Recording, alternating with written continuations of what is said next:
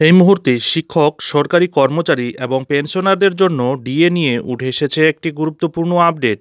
দীর্ঘদিনের বকেয়া দিয়েও রাজ্য সরকারি কর্মচারীদের সমস্যা আরও বাড়ালো রাজ্য সরকার। এবারে রাজ্য সরকারি কর্মচারীদের 1 মাসের বকেয়া ডিএ দেওয়া নিয়ে বড় অভিযোগ উঠল। রাজ্য সরকারি কর্মচারীদের বকেয়া মহার্ঘ ভাতা দিয়েছে পশ্চিমবঙ্গ সরকার। 1 মাসের এরিয়ারও দেওয়া হয়েছে, আর সেটা নিয়েই অভিযোগ তুললেন এবার রাজ্য সরকারি কর্মচারীদের একাংশ।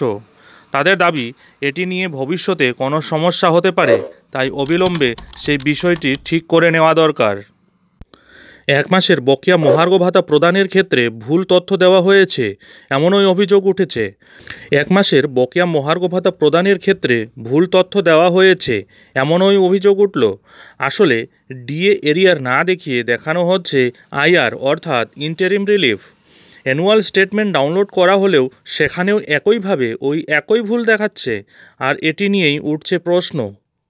আর এই বিষয়ে শিক্ষানুরাগী ঐক্য মঞ্চের সাধারণ সম্পাদক কিঙ্কর অধিকারী বলেন, জুলাই মাসের স্যালারিতে এপ্রিল মাসের 4% ডিএ এরিয়ার হিসেবে দেওয়া হয়েছিল। এখন যখন কোনো বিদ্যালয়ের এমপ্লয়ি পে স্লিপ ডাউনলোড করছেন, তখন অদ্ভুতভাবে দেখা যাচ্ছে ডিএ এরিয়ার না দেখিয়ে দেখানো হচ্ছে আইআর অর্থাৎ ইন্টারিম রিলিফ।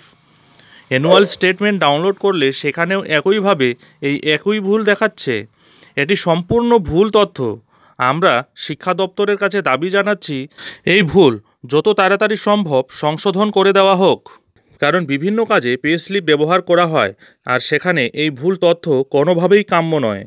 প্রসঙ্গত উল্লেখ্য, 2024 সালের মে থেকে রাজ্য সরকারি কর্মচারীদের 4% ডিএ বাড়ানোর ঘোষণা করেছিল পশ্চিমবঙ্গ রাজ্য সরকার। পরবর্তীতে মুখ্যমন্ত্রী মমতা বন্দ্যোপাধ্যায় ঘোষণা করেন, এপ্রিল থেকেই রাজ্য সরকারি কর্মচারীদের বর্ধিত ডিএ কার্যকর হবে। আর সেই মতো রাজ্য সরকারি কর্মচারীদের 1 মাসের ডিএ এরিয়ার পাওনা ছিল, যা পরবর্তীতে বেতনের সঙ্গে প্রদান করা হয়। এখন দেখার বিষয় হলো, এই ভুল কতদিনে সংশোধন করে কর্তৃপক্ষ।